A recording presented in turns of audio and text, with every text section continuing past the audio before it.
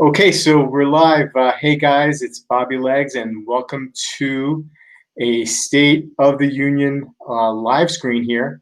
And tonight, we have a collector, a watch enthusiast, a member of Rob and Random Rob's Discord channel and Patreon group, and that's how we met.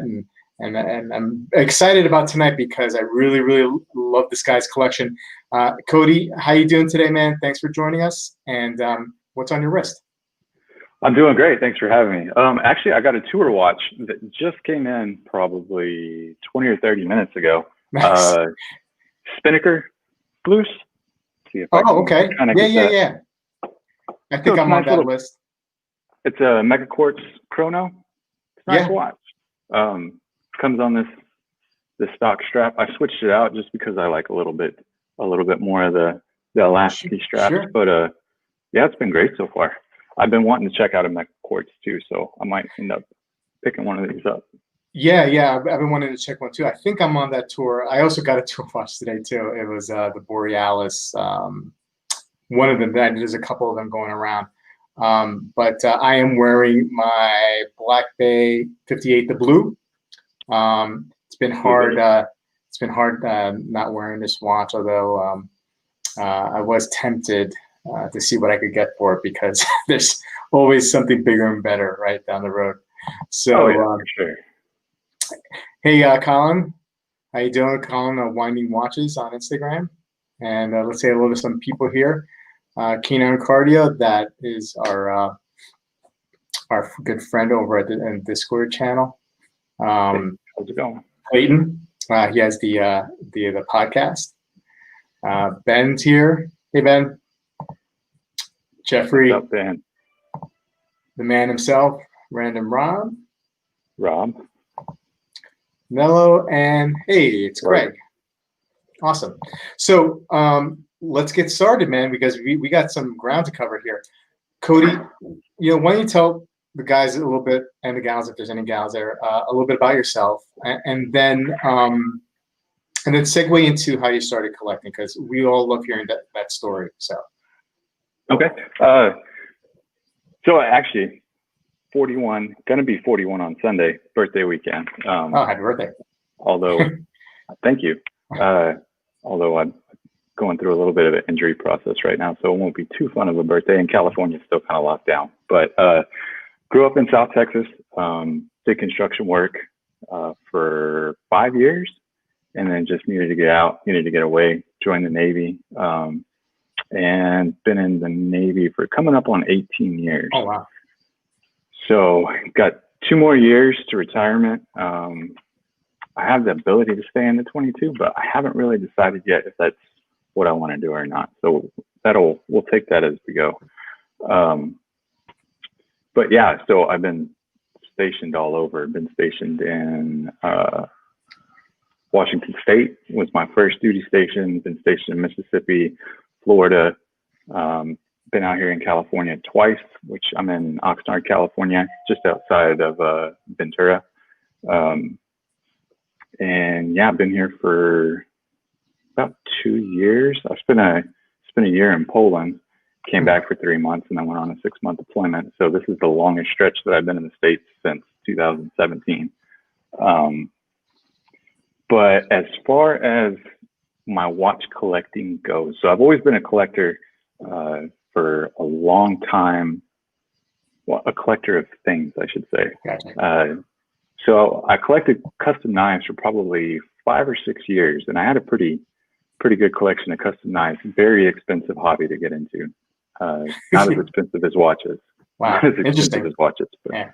But it's definitely a more intensive, because you have custom makers and you have to establish relationships with each one of the makers, so you can try to purchase their knives for table price RRP. Otherwise, if it's a popular maker, you're paying 2, sometimes 3 times the price what they charge. Right.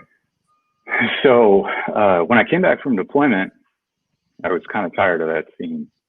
Just kind of got really frustrated with it, and I had a buddy of mine who also collected some knives, and he had a Omega Planet Ocean, and it was the blue dial. And I fell in love with that watch. Fell in love with it. I didn't really I had owned watches before. So when I was 19, I think I got my first Seiko. And I had a few Seikos in here and there. I couldn't even tell you the reference numbers or anything like that, but also had like Fossils and some fashion watches.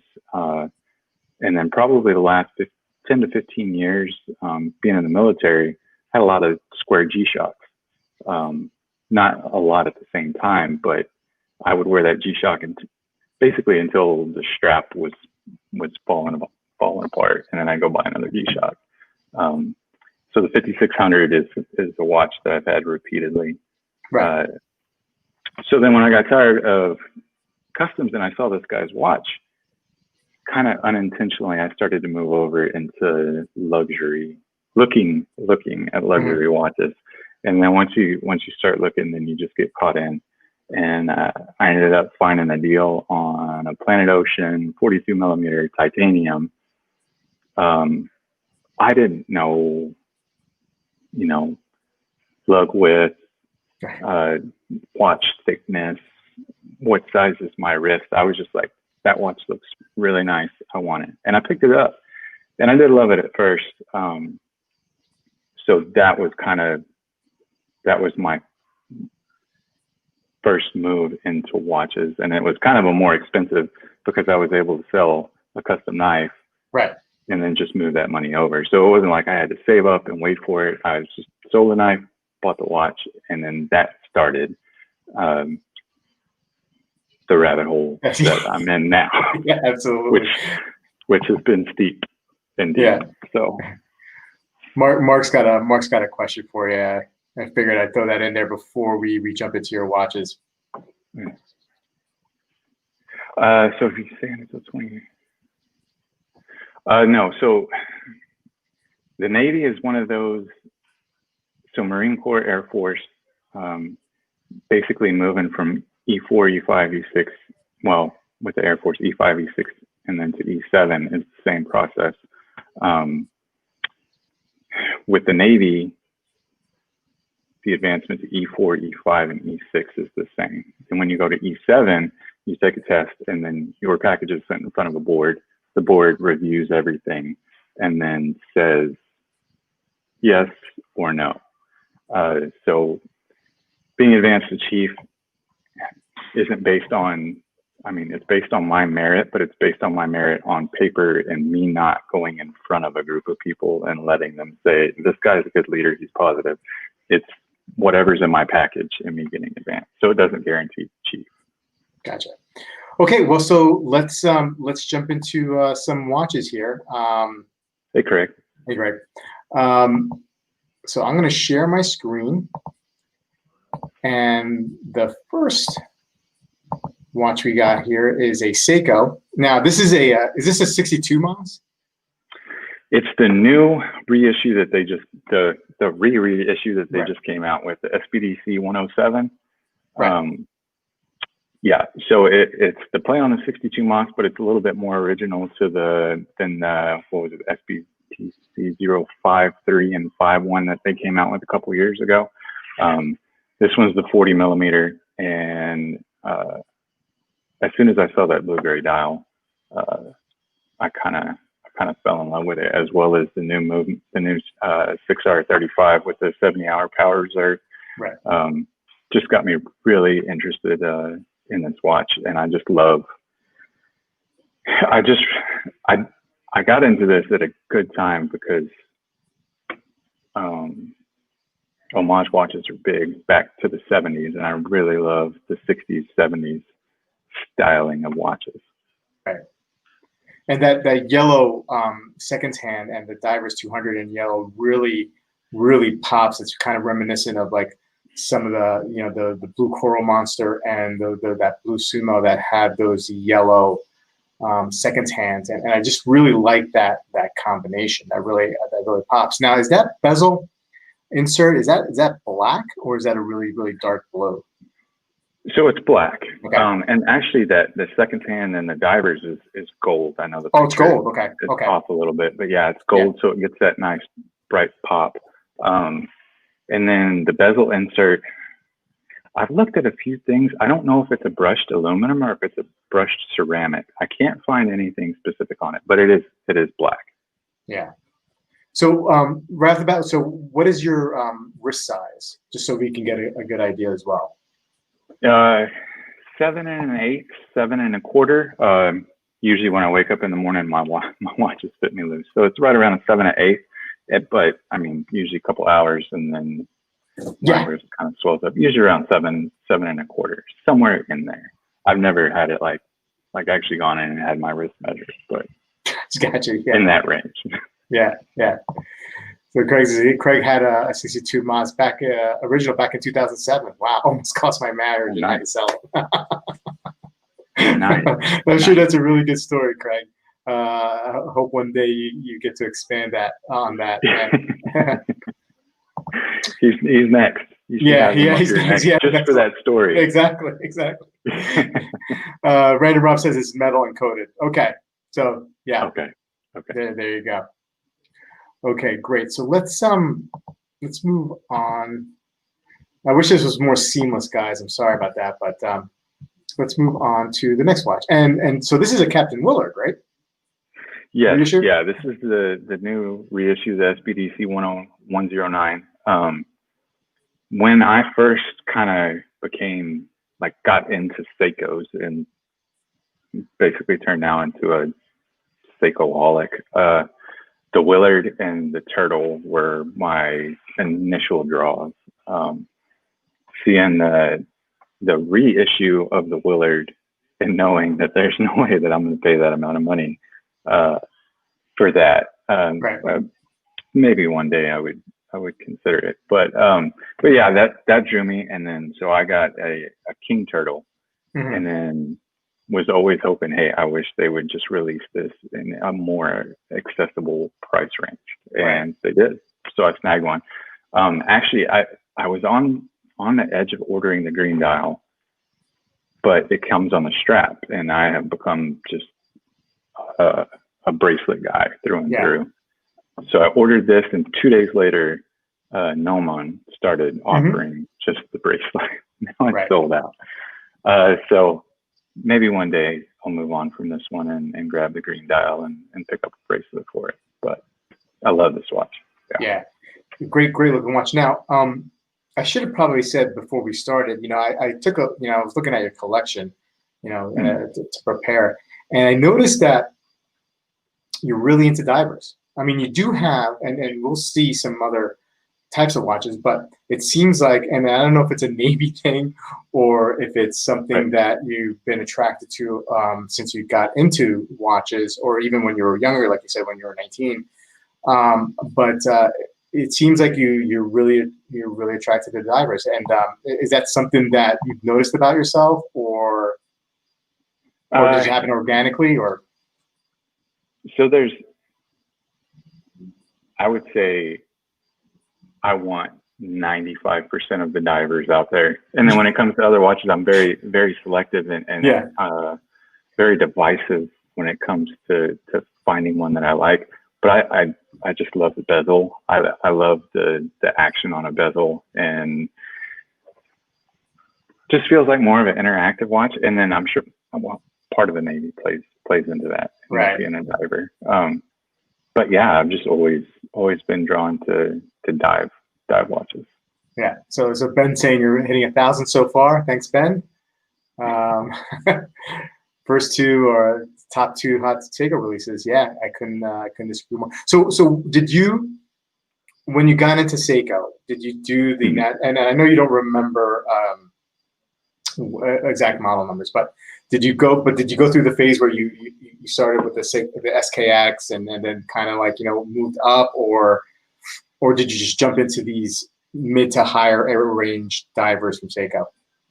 So I remember the very first Seiko that I got because I was dating a girl, and we had been dating for about 2.5 years, and I went to K Jewelers and I bought her an engagement ring. Yeah. and it came time and I balked. I couldn't do it. Yeah. So I returned the ring and I exchanged it for a Seiko Kinetic. Nice. And I know that it was a Seiko Kinetic. I've gone through and I've tried to hunt and see if I could it sticks out to me, the exact watch. But that was the first over $500 watch. At the time, I think it was $600.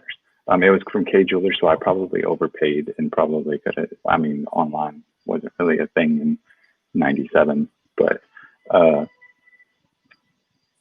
yeah, that was my first one. So when I reintroduced myself to Seikos, the first Seiko that I came in and got was the King Turtle. It was on one of Random Rob's sales, and I picked that up. So the King Turtle was the first one that I got, and then I think after the King Turtle, I picked up a Flightmaster. Okay. Flightmaster dial's way too busy. Like I would look down at my watch and it would take me 5 minutes to find the indices, see where the hand was, and to read it. So it was just too much. It was a gorgeous looking watch. However, I needed to kind of be functional as well. So, but yeah, I have a 5KX, I have a SKX, and those were kind of mixed in with the other purchases. The 107 and the 109 are my two most recent Seiko purchases. So. Gotcha. All right, so let's keep on going. Hey, Tennessee Mike, how are you? How's it going? And let's move on to now this guy. This is a really, really interesting watch. You know, I've seen it before, the Oris Oculus GMT, but I don't really see much on it online. You know, and I could be wrong. I could be looking at the wrong places, but I don't see a lot of love. But this watch is very, very interesting to me. And tell me about it. What drew it to you? So the first time that I saw this watch was on Just One More Watch. He did a review of it. And right before he reviewed this one, he reviewed the 40 and the 43. And he has a wrist about the same size as mine. Yeah. And he said he would pick the 43, just the way that the case is shaped, because the case comes to, and let me pull it out here so I can give a little bit better. The case has a taper, so the base is, get it to focus. So the base, I'm not good at this, I'm a rookie. Let me, there we go. So the case flares out. There we go. Case flares out at the bottom. So it's 43 at the base of the case, but then it comes up. And this watch breaks essentially the rules that I kind of have now for when I'm making a new purchase, and that's 38 to 42. And then so nothing over that, because I've had some other watches before outside of the King Turtle. That's another exception. Cushion case. So it just wears a little bit smaller, or it wears better on my wrist. But yeah, so I watched that review, and then I was looking at it, and I have access to AFES, or the online exchange for military. They had this watch up there, and it's funny because on bracelet, they have it cheaper than on the rubber strap. They normally have it for $1,700. I think most places listed at $1,800. Yeah. And then they had an insane sale, and I ended up picking up for $1,300. So when I saw that sale pop up, I was like, you know what? I'm going to take a chance, because if I don't like it, I know that I can get $1,300 back out of it. And I fell in love with it, and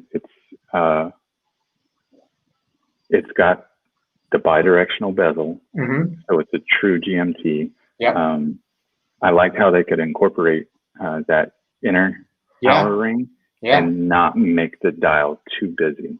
So yeah, it's one of my probably mid-range as far as the cost of watches, but I love it. It's one of my favorites. And it's got 300 meters of water resistance, so it's like And in the sunlight, that dial goes nuts. Like in the morning when I walk into the kitchen, the dial goes almost like a lavender purple. Yeah. And then the rest of the day, it's like blue. And then in the evening, sometimes it'll go a crazy blue. So are you, you know, I noticed you have a couple of blue dials in your collection, as well as black dials, but are you a blue dial fan? So I'm primarily a black dial guy. Okay. I mean, most of my watches are black dial, and then second is blue. But yeah, I do. Black and blue dials are my favorites. Yeah. Blue's my favorite color. Right. Well, green is my favorite color, but I'm not really huge into green dials, with the exception of that ISL 44 that I actually did a review on and sold it, that Islander. That dial is unbelievable, but the blue dial version of that is just amazing. I just love how blue dials play with the light. You know what I mean? Like, if it's a really nicely done blue dial, like, to me, that's the best. I mean, I understand the black dial, you can do anything with it. It's very, you know, you can match it with anything that you're wearing. It doesn't matter. But the blue dial, a really beautiful blue dial, like Rolex, I think does the date just with the blue dial. I think it's just out of this world. But yeah, so there's just a ton of dynamic blue dials out there. Absolutely, yeah. Okay, so let's move on to the next guy. And so now we're hitting the Omegas, and tell me about. I mean, I love this watch. Tell me what drew you to this watch, and yeah, please, because this is a great watch. So this was about the same time that I saw that Planet Ocean, which I moved on from the Planet Ocean, and on the Planet Ocean in this same time, and this was my keeper of the two. Two kind of completely different watches, but yeah, I mean, it just fits perfectly. This was my first new luxury purchase.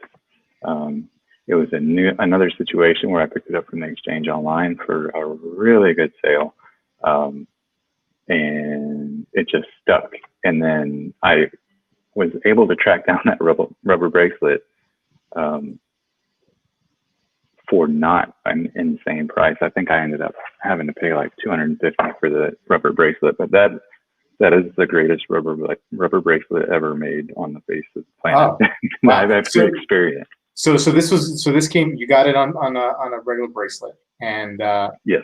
And then you like, why did you? Because you're a bracelet guy. So what gave you the idea to go find a rubber bracelet? Did somebody mention it to you, or you just did it on your own? You thought it would look good on your own, you know? So how did you come to that conclusion? When I picked this one up, so when I originally started out, I picked up a lot of the Erica's original straps, and I wore this on Erica's original for quite a while. I wasn't a big NATO guy, but prior to picking up that Planet Ocean, I wore an Apple Watch a lot. And so the strap, I had the Velcro strap on the Apple Watch, and I was just used to that snug, secure fit. So when I came over, I just wasn't used to the bracelet, and I used straps quite a bit. And then probably 2 months in, then I moved, and I wore this on a bracelet. And I was wearing it on a bracelet when I just wanted another option, and one popped up, and I just picked it up. So it's been a slow transition, and one of the watches that we'll talk about here in the future, I picked up a very expensive rubber bracelet, and it's good as well, but it doesn't. That bracelet for the S&P 300, it's slim, it's lightweight, your wrist doesn't get, it's perfect. It's nice and flexible. It's got a little stretch to it. So nice. That's an outstanding watch. Hey, Desmond, how you doing? Tennessee Mike, I just drooled on my tablet. So, you know, Tennessee Mike has been on a watch buying hiatus, not just because it's August, but because I think he's in the market. He's saving up for a Seamaster. So so that's probably right up his yeah, absolutely. August helped him out. I had to bow out of the August challenge. Oh, me too. I think 13 or 14 days in, and I was like, nope, I'm done. Yeah. I think I bowed out just before you, but then it seemed like, so people started like, bowing out around that time, and you were one of them. Almost, yes, I am not the only one. Awesome, awesome. All right, so let's move on to the next one. Staying with Omegas, and that is Speedmaster Professional. So tell me about this guy. So this is, of course, when it's starting out in Omega, I kind of looked at their entire line when I first started out. And when I was, right before I got the S&P, I was also looking at Speedmaster Professional. However, I didn't know, do I get the Hess-Lite? Do I get the Sapphire Sandwich? Which one? So I kind of put it off. And this is, I think this is my most recent, second to most recent luxury purchase. And I couldn't decide. And then finally I just went to the 80 here. They had the Hess-Lite, they had the Sapphire. I got to hold them up next to each other. Clearly they sit on your wrist the same way, but the clarity of the Hess-Lite and the tradition, both are beautiful. Any decision you make is not wrong. To me, that milky ring around the crystal, I couldn't do it. So I picked this one, and it's a little bit cheaper too. So Now, how do you wear this, like, casually, or like when do you break this out? All of my watches that I have are in rotation. So typically, and I kind of switch it up. I normally, I've been at home, so I just had surgery about 3 weeks ago, and I had a couple vertebrae fused. So I've been at home for an extended period of time. So I switch watches 2, sometimes 3 times a day. And I don't really leave the house that much. So I put on a watch first thing in the morning. I'll change at lunch, and I'll change it like after I eat dinner. So I just wear them. I picked up some of the poly watch. I put the first nick in the Hess-Lite on there, and I'm not worried about it. I'll get it to where it's hard to read the time, and then I'll hit it with a poly watch and get it cleaned up. So I'm not really that worried about it. But I don't dress up a lot. So it's typically shorts and a t-shirt. So I just keep them all in a steady rotation, everything from the SKX to the Speedy.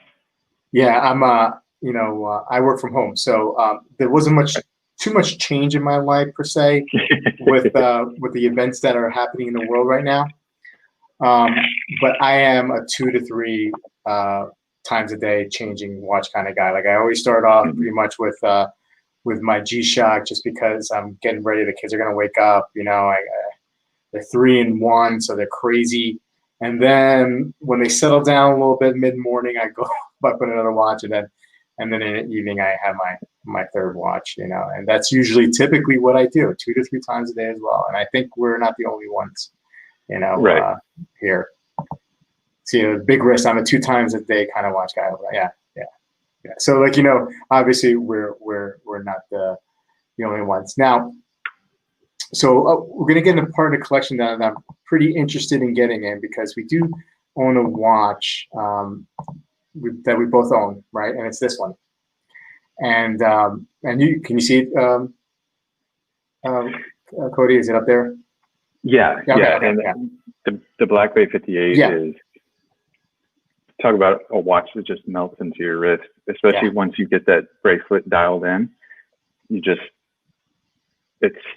for my wrist size, it's the perfect size watch. It's not too thick. It's not too big. It's not too small.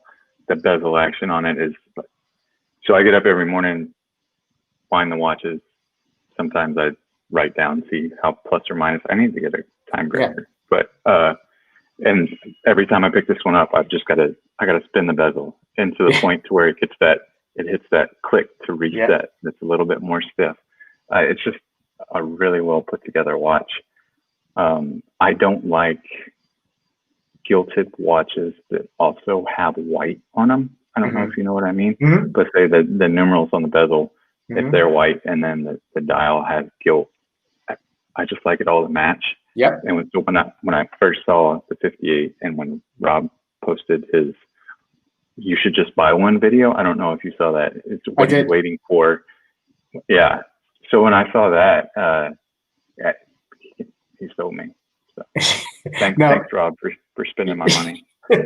Did you get this through an AD or a secondary market? I did not, and the reason that I didn't is the closest AD to me for a Tudor Rolex or anything is about 60 miles south. Gotcha. I picked this up during the pandemic, but I had a deal that popped up on Reddit. Yeah, I saw it on Reddit. Talked to the guy for a little bit, and ended up picking it up for a really good price. So that's great. Yeah, I mean, I waited about 8 months for mine, with a dealer in San Juan, Puerto Rico. That I was in Puerto Rico at the time. I used to go down there a lot, and because I have family down there, and my mother used to live down there, and so like I never thought, when I put my name down, I figured I'd give them the business. The Hurricane Maria had just happened a few months before that. I just wanted to give them my business, and I never thought the guy would call me. I just thought it was one of those things. I live in New Jersey, they're down here, and sure enough, like 8 months later, he texted me and said, "You're up," and I got it, and I also bought the blue one from him, and man, it was like it came on my daughter's birthday, her first year birthday. You know what I mean? Like it was just so special, and I just never perfect timing, and no other watch has ever made me feel like the way this watch has, and for me, it's all about the snowflake hands. I love the gilt. I love the black matte. The watch feels chocolatey to me. I don't know if you follow what I'm getting, but there's something just amazing about it. I was listening to the Watchdog podcast, so I go out on walks every morning to kind of get my exercise in, and I was wearing my Tudor. I was wearing the Black Bay that day, and you were mentioning that, and I looked up. It was early morning, and I got that same thing where the dial is a matte black, but it almost gives you that like chocolatey look to it. Yeah. But outstanding watch. Yeah, and so when the blue came out, I had to get it, and I really, really like the blue. It's different enough, that it's. Well, I like the blue because it gives you that. It's got the silver instead of the gilt, so it gives you that fresh, clean look. I'm probably gonna eventually own one as well. Yes, I like to hear that. Let's see here, winding watches. Yeah, the BB58 is a really perfect size for that. And I have a smaller wrist than yours. Mine is 6 3/4. But and maybe it's the way my wrist is laid out. But I'm with you. Like there's the way it fits. It's just perfect sizing. It's just, like you said, it melts into your wrist. And yeah, man. I mean, like I love it. So let's jump into your next watch, and we're gonna move into Rolex, and specifically we're gonna go. You have this guy who I always. It was my first original Grail, right? I never ended up getting it. But I paired up the BB58, followed up with this watch with the Submariner because, the last couple of years, people try to compare the two in a way, right? I mean, it's not apples to apples comparison, but they still try to do it. So when I saw that you had both of these, I knew you had both of these beforehand. I really want to know. So let's just talk about this watch first on its own, the Submariner, and then I would love to hear your thoughts about owning the two of them. So take it away. So this is a 2013. This is probably the only luxury watch that I knew about before I really got into collecting. And that's because a buddy of mine originally owned this watch and bought it new in 2013 before the shortage and the pain to try to buy a new Rolex steel sports watch began. And he was showing it off, and I was like, "Oh, that's cool." So I knew about it, and I I got in contact with him recently and asked him about it, and just so happens that he wants a Hulk. You know, they're getting discontinued, so he wanted to track down a Hulk. He needed to move on from this one, and he gave me a really good deal on it. And I couldn't pass it up. Sold some more custom knives. Right. Sold like 4 custom knives to pick this one up. But this was my grail watch as well, because the lugs.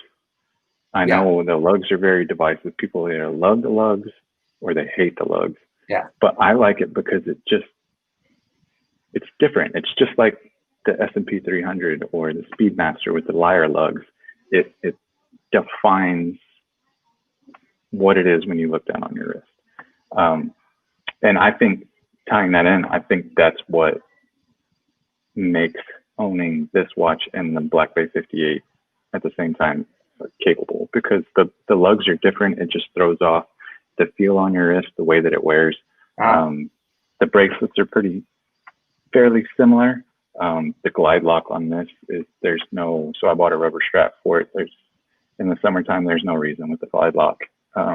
Right. The bezel action is, and like when I got this watch, because he's down in San Diego, so he had to ship it to me. When I picked up this watch, and the bezel action just stands out above all the rest. The crown action stands out above all of the rest. I considered sending it to Rod to let him review it, but I don't know. We might have to work out a deal, because I know he hasn't had a sub on the channel. Right. But I don't feel like I need to validate the cost of it, because once again, when I pick it up in the morning, I have to spin that bezel. I love the watch. But the lugs really delineate that from the 58. So now let's forget about how much they cost, right? Let's say, I know. Right. Do you think, and you're the first person that I've been able to ask this in person. Is the Submariner worth twice the Black Bay 58?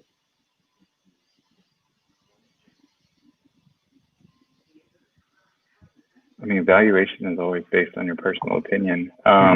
Right. So what's your personal opinion? I think that you get way more quality for the Black Bay 58 than what you pay for, and I think that the Rolex, that the sub is, in my opinion, worth what retail. Anything over retail, I think then you're getting past what it is. But they're close.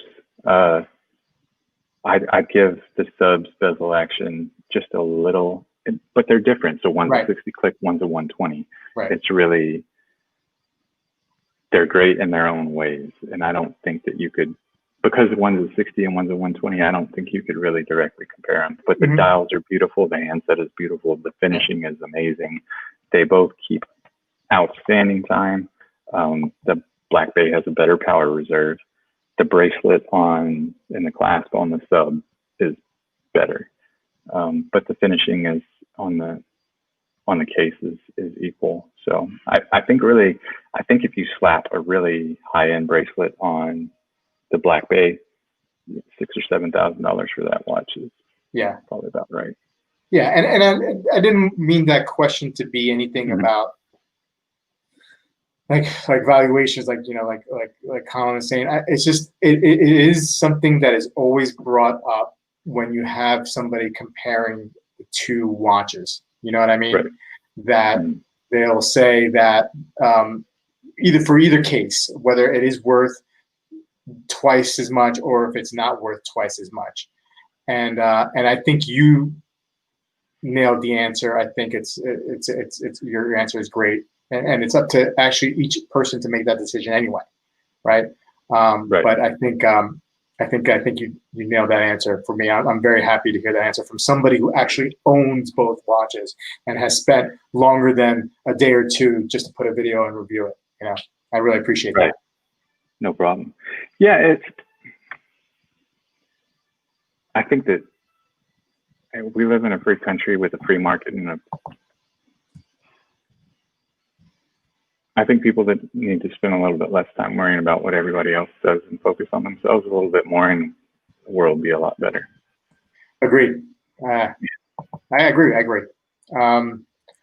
Alrighty, so now let's move on to your next, the other Rolex in your collection, and this the Explorer. I believe this is a 39, right? It looks like a 39 to me, right?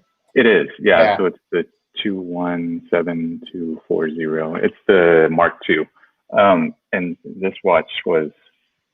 So I've owned two of these, one for a really short period of time. I made a purchase through Chrono 24. Got the watch in, everything was perfect on it, and then I have this LED. This LED light shows everything, any scratch, whatever you want to see. Right. And I had gotten it earlier in the day, had it out here, and I looked, and I don't know, it almost looks like they repolished the bezel and didn't cover the crystal. And the crystal was, because I was feeling it throughout the day, and it wasn't slick. Like when I went to clean it off, it just felt rough. So I had to go through that and return that. And that's just, I mean, when you're talking about that amount of money, it's just a stressful situation. Yeah, of course. Yeah. So I waited for an extended period of time to repurchase it, and then crash on the Discord. I think I rebought and he bought his the same weekend, or right around the same time frame. I think there was a third person that picked up the Explorer around the same time. I can't remember if Curtis picked his up before or after me. I think it was before me. I think he's had his for a while. But yeah, it's very, very popular watch in the Discord. So I picked up the next one and went through a bigger name and made sure that when you're buying watches this expensive, in my opinion, make sure that at least papers. I don't care about a box, but make sure I at least get papers, and then give me some sort of protection until it gets to me. So makes sense. I'll pay an extra couple $100 for that peace of mind.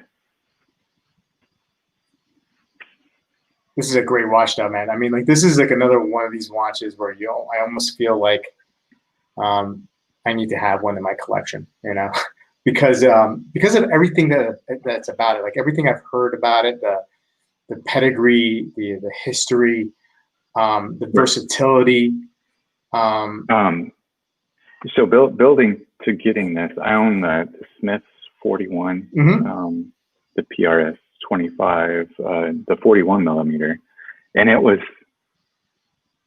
just a little bit too big. And then I picked up the Tudor, the BB 41, the Black Bay 41, and it as well, same thing, just a couple millimeters too big. I just didn't like. So then finally, I just pulled the trigger the second time and just got it back. And it just, I like the way that it sits on my wrist. The heritage, it's sporty enough to wear every day. I mean, you could put a suit on and it'd go with it just as well. So I think it just is a timeless watch. I think it's always going to be there. And then I just wanted to make sure that I didn't.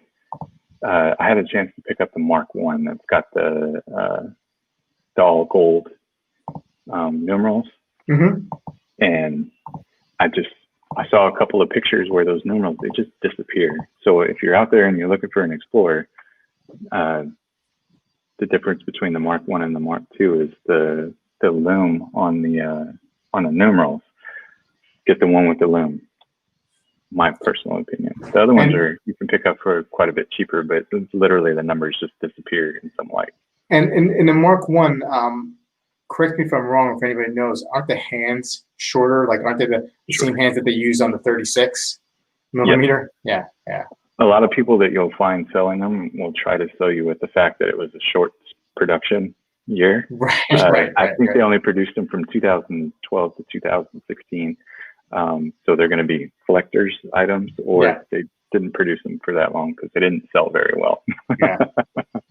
Yeah. But yeah, it's been, that's my two. Yeah, this is a great picture, man. I love this picture. That's awesome. Let's go. Sorry, guys. I'm ignoring the comments. No. That's okay. That's okay. It's hard when I switch over and to show the images. I miss the questions too. Right. So let's hit up a couple questions first, and then I have a couple questions for you. Cody, that's a lovely collection from. Rob says spot on for me. The OP39 felt too small, but the BB41 feels great. I think Rob has a little bit bigger wrist than yours, so maybe that's where he has a different wrist shape too. Yeah. So I think he has a little bit more of a rounded wrist, into where I have this freaking pronounced knuckle up here. So I typically wear my watches a little bit further back, and that is literally the skinniest part of your wrist. If I wore it above the knuckle, it'd probably look a lot better. I just wanted to try. I tried. The big wrist, I like both the OP39 and the BB41, different watches for different occasions. Yeah, absolutely, sure. If you could pull them both off, why not? Oh, the 41 is a beautiful watch. It is. Love that watch. It just did not look good on my wrist. Yeah, in my opinion, I didn't think it did. I was there was a stretch of time when I was waiting for the Black Bay 58, the first one. And I wasn't sure if I was going to get it. I was toying with the idea of picking up an Explorer, but maybe going with a 36, with a BB36. And I don't know. I just never really pulled the trigger on that. And but I'm glad I didn't, because soon enough I got the 58 and the 58 three-hand watch. It was just, well, we don't have to go into that, but for me, it's like one of my favorite watches. So is there do you play favorites? Is there one watch that is at your absolute favorite, untouchable, you would never sell? Or is anything fair game? I really don't think any of the watches that you posted tonight, I have zero plans of getting rid of them. I haven't sold a lot of watches. I sold the Planet Ocean. I don't really, because it was such a thick watch, it's over 16 millimeters. I don't have a desire to pick it back up. However, I let go of Pelagos, the blue Pelagos. So much regret. I will rebuy that watch at some point. So I just don't. I mean, I've sold a few of the cheaper watches. But as far as anything that you've shown, I really don't. I have zero. I love them all, and I haven't got tired of them. So So I mean, like, there was a point in my collecting where, like, with the luxury watches, I had no desire to sell them, but I got to a point where I've been hanging around with too many people who like to flip watches. What's that saying? You go enough times to a barbershop, you're going to get a haircut. So that's what's happened to me. So you're not necessarily a flipper. If you sold anything, it's really in your maybe the quote unquote affordable range. But any of your luxury watches, you seem to be methodical when you're picking them, right? So you want to keep them for a while, right? Yes. You never know. Rolex is getting ready to come out with a whole bunch of new releases. It's not like I'll be able to get a hold of them. But yeah, everything. I definitely haven't made any, other than that first purchase, which I sold it, has been really my only split decision. I have a list of watches that I'm on the hunt for, but great. So this is my segue. So I'm sorry, I'm going to jump right in. Oh no. Yeah, you have a list. I also have a list too. A lot of us have a list of what our next watches are. So what's there? What's on your list right now? So the ultimate long-term saving top of the mountain for me is the BLNR, the Rolex GMT, the Batman. Yeah. So that's my top. And then I'm not going to remember the name of these. And the others are ones that I've come across. So the Speedmaster the reissue. Was it the Mark II that they reissued? I think in 2012 or 26. It's got the 70s style. That's another one that I'm looking at. Another one that I just actually found today is the IWC GST 3707, I think is the number of it. It's also a chronograph. I'm looking at a lot of, outside of that GMT, I'm really looking to add another chronograph in the near future, and I wanted an automatic chronograph. So this is Speed use a manual wind. But yeah, on the hunt for an automatic chronograph. And what I'm finding is a lot of the ones that I like came out in the 90s, early 2000s. Okay. Like the IWC it's an automatic chrono, but it's only 14 millimeters thick, so it's not that thick. No, not that thick at all. So going back to the BL&R, the GMT, would the Aquas be a casualty? Would you sell the Aquas off, or would you keep it, both of them in your collection? Are they different enough? Yeah, yeah. I think with the dials being different colors and with the size variant, yeah, the Aquas actually would be one of the most difficult, because I would have to think there's the amount of money that I get back for selling a watch that I enjoy that much. Yeah. You know, you talk about a Rolex, and it becomes a lot easier to sell a Rolex because you're thinking about that amount of money that you're getting back when you sell it. So it's reward. You get a little reward, you lose the watch, but you get a chunk of money where you can go buy 2, 3 more luxury watches. But so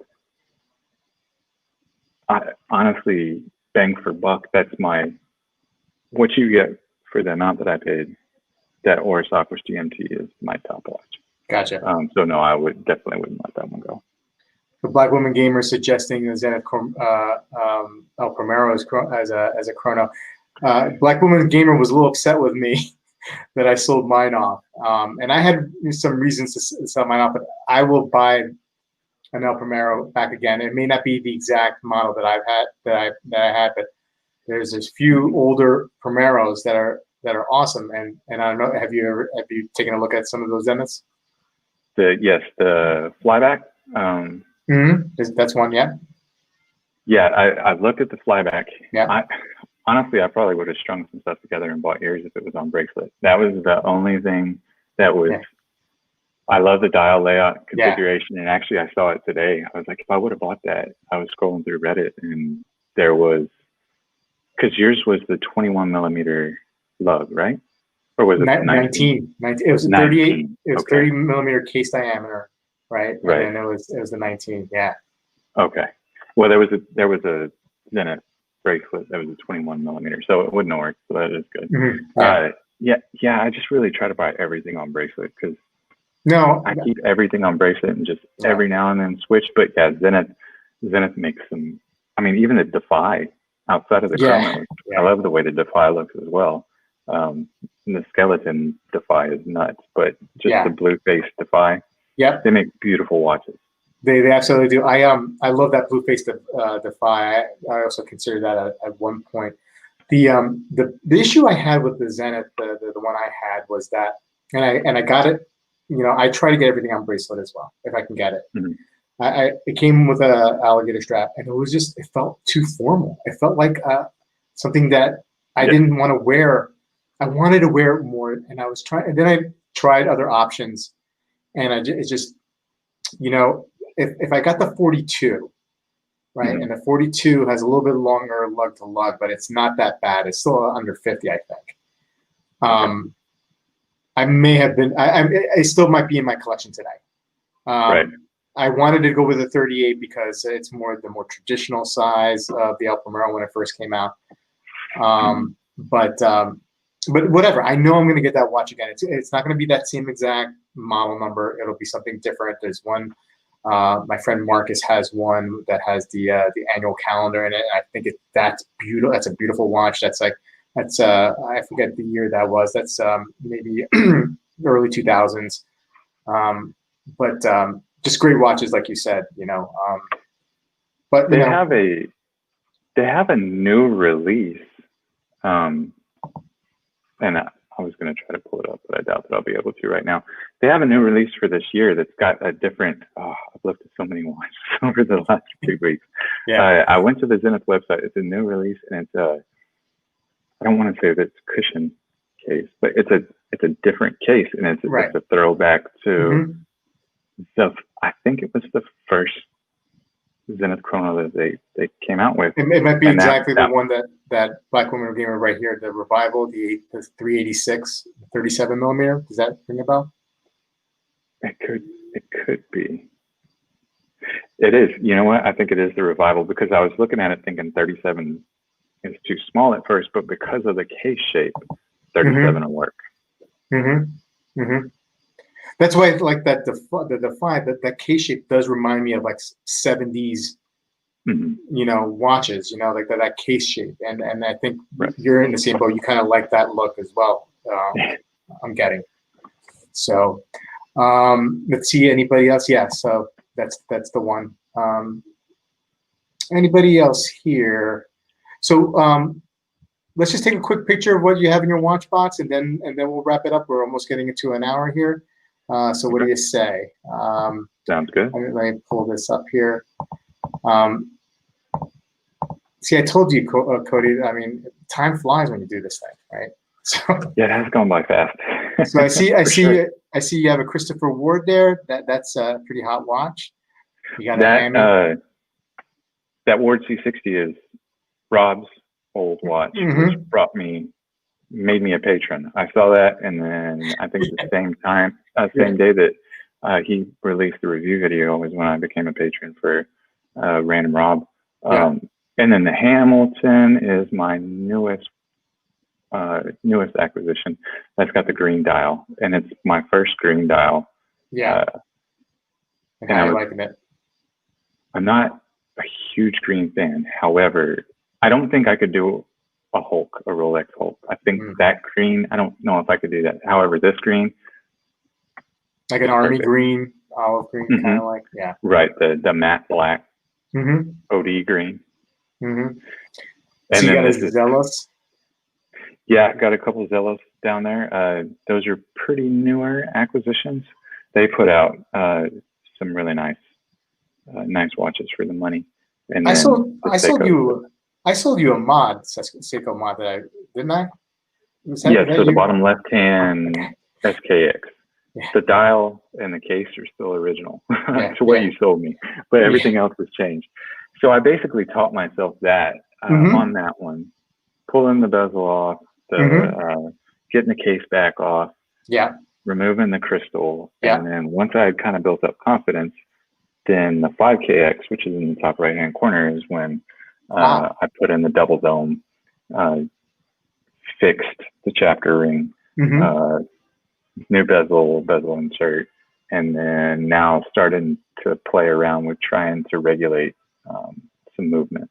So getting a little bit more involved on the technical side of things. Wait till you get the gumption to change the hands, because that is nerve-wracking. I practiced, and I watched a lot of videos, Loom Shot, and then a few other guys, and they have the little tools. And what I kind of found to work, so I just popped them off, popped them back on, and literally I practiced 2 or 3 times.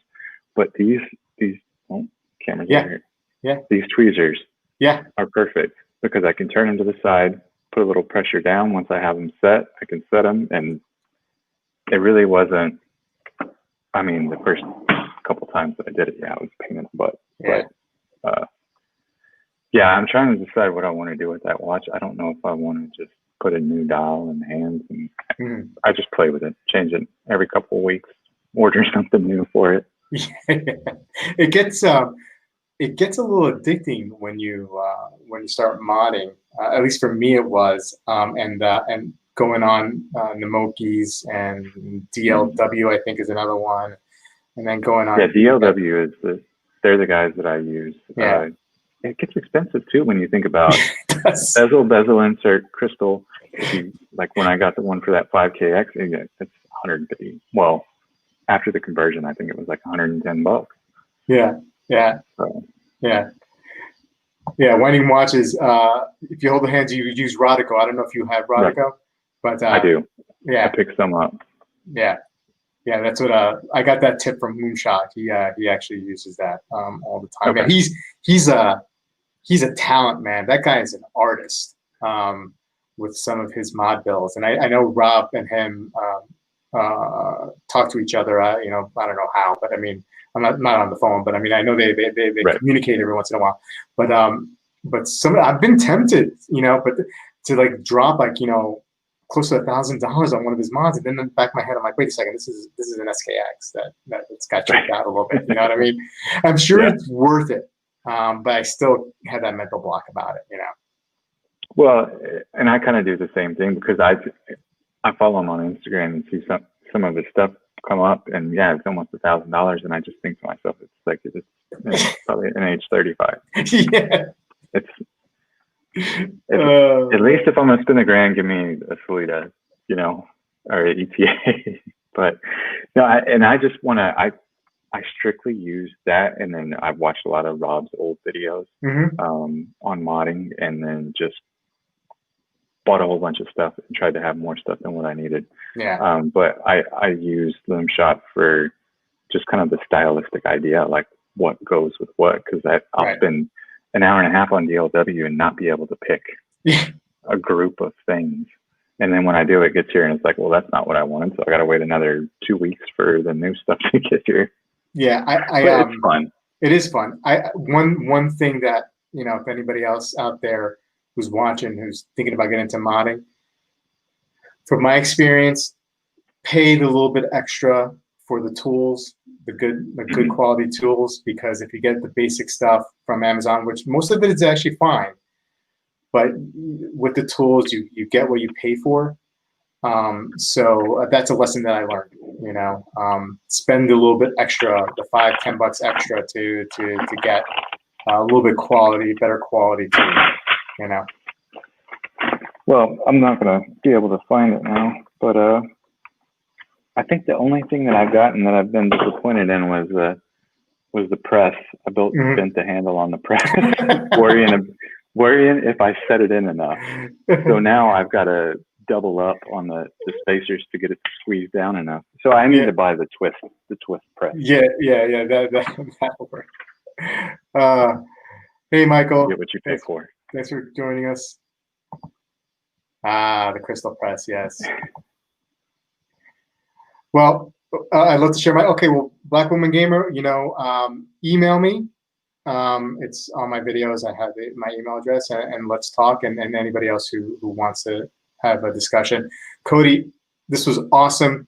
I'm so happy that we actually got to talk. I've been watching your collection from afar when you post pictures on Discord, and I knew that you were actually the first person that I asked to do this. It just happened that you had surgery, and things you had to push it back a little bit further. But I love your stuff, and you did a great job explaining the collection. Any last comments or words before we sign off? No, that's it. Thanks for having me on. It's been a good time. You don't get very often to kind of share your collection with everything that's going on right now. So yeah, it was a blast. Thanks to everybody who tuned in, asked questions. Enjoyed it. Awesome, man. Well, guys, have a good night. See you guys in a couple of weeks. I'll do this every other Friday. I don't want to swamp you with every Friday. But anyway, thanks for joining us, and we'll see you guys in the next one. Take care, guys.